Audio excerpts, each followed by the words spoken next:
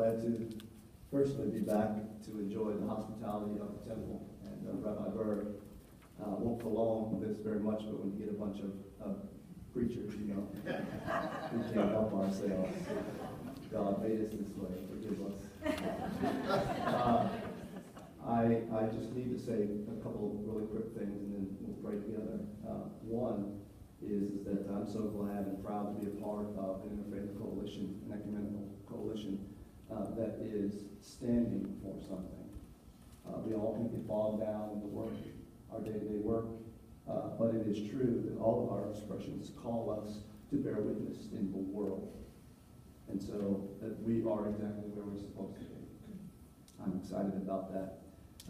Number two, we've all got lots of quotes that guide our feet, and a quote that I have that's living in me, and I hope bearing fruit, is this quote from Dr. King in 1955, as he stood up and began a movement in Montgomery, and he said then that justice is love, transforming that which revolts against love. That's living in me right now. I don't know what the end of that will be, but it sounds pitch perfect for this work. It's love transforming that which revolts against love, and it's obvious for it. It should be that this kind of senseless violence and culture of blood is revolting against the love, I think we all would agree, is the divine expression. And so we are here to affirm love and human dignity that each and every child of God has. And then, I'm a father of 5 children. Don't try that at home. And it's my bad habit to watch the news. And my children range from 23 to 9. And I'm really struggling. My wife and I are fairly bright. At least that's what the diplomas on the wall say. But we are really struggling to explain the news to my children. It's difficult to explain to a wide-eyed 12-year-old and 9-year-old why we use guns the way we do. So if you want a litmus test or a logic test, try explaining our present cultural appetite for blood to children.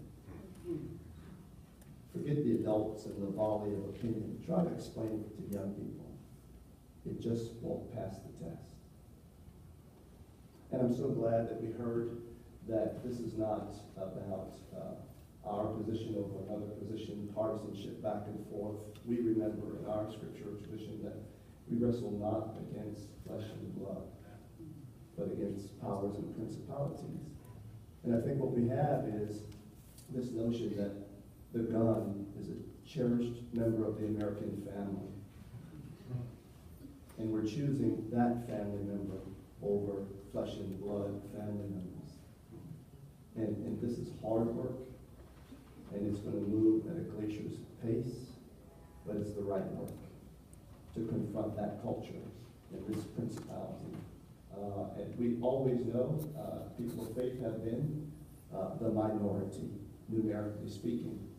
But what we have on our side is that while we might be outnumbered, we are not outpowered.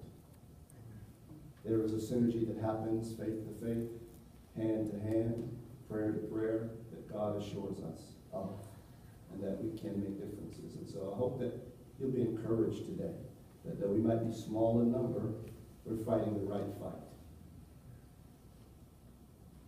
I would invite you then, with that